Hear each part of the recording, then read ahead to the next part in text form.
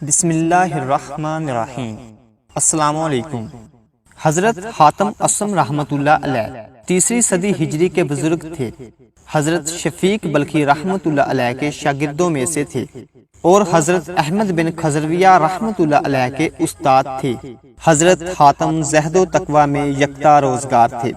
مخلوق کی خیر خواہی، واعظ و نصیحت آپ کا مشغلہ تھا۔ بقول علامہ ذہبی رحمۃ اللہ علیہ کے آپ کو اس امت کا حکیم لقمان کہا جاتا تھا۔ ابو نعیم اصفہانی رحمۃ اللہ علیہ فرماتے ہیں، بلخ سے حضرت حاتم رحمۃ اللہ علیہ حج کے ارادے سے نکلے۔ راستے میں شہر دیکھ کر ٹھہر گئے۔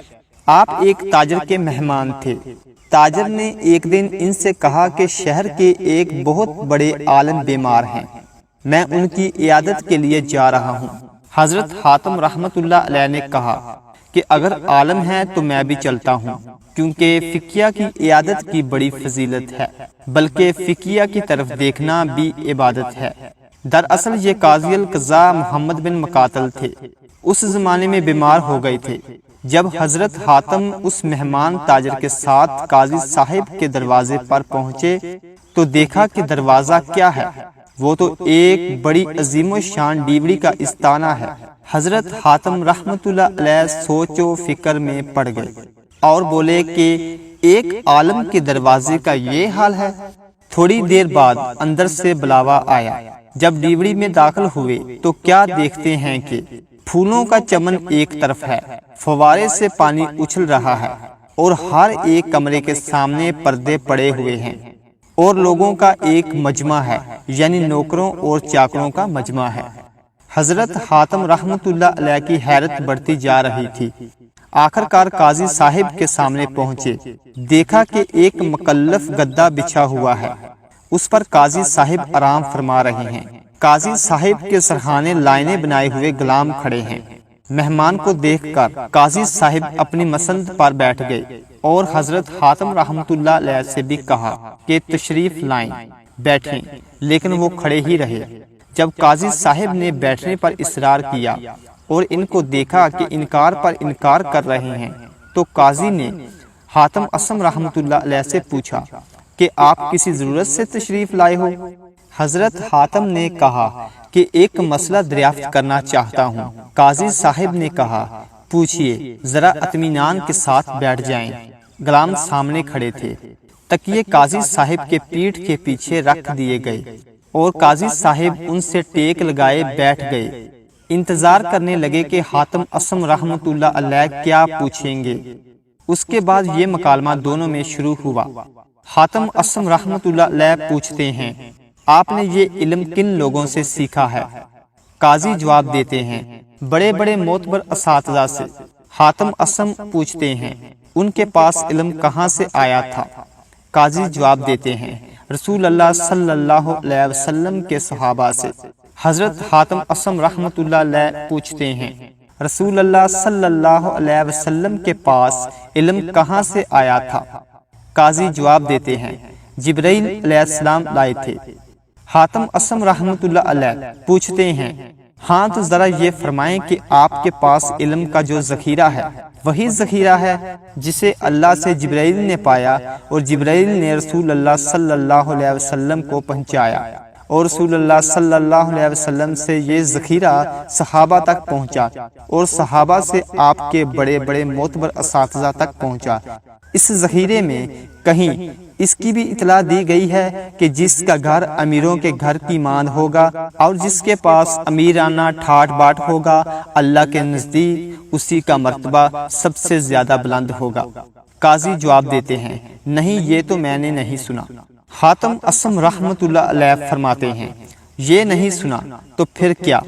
اس کا علم بھی آپ تک پہنچا ہے یا نہیں کہ دنیا سے رخ پھیر کر آخرت کی تعمیر میں جو زیادہ مشغول رہیں گے اور غربا اور مسکین سے جو زیادہ محبت کریں گے اور آئندہ زندگی کی تیاری کرتے رہیں گے، خدا کے نزدیک انہی کا مرتبہ بلند ہوگا۔ اسی کے ساتھ حاتم اصم رحمۃ اللہ علیہ کو جوش آیا اور اسی جوش میں فرمانے لگے، تم نے اپنے آپ کو کن لوگوں کی زندگی سے مطمئن کر رکھا ہے؟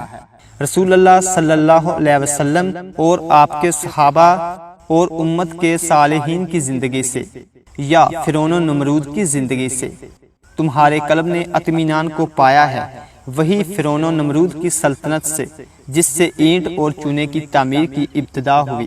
قاضی ابن مقاتل غور و فکر سے سن رہے تھے اور حاتم اصم رحمت اللہ علیہ فرماتے جا رہے تھے کہ اے علماء، سو تم ہی کو ایک بیچارہ غریب جاہل مسلمان دنیا دار دیکھتا ہے اور کہتا ہے کہ جب ایک عالم اس حال میں ہے تو پھر اپنے آپ کو میں اس سے زیادہ برے حال میں نہیں پاتا۔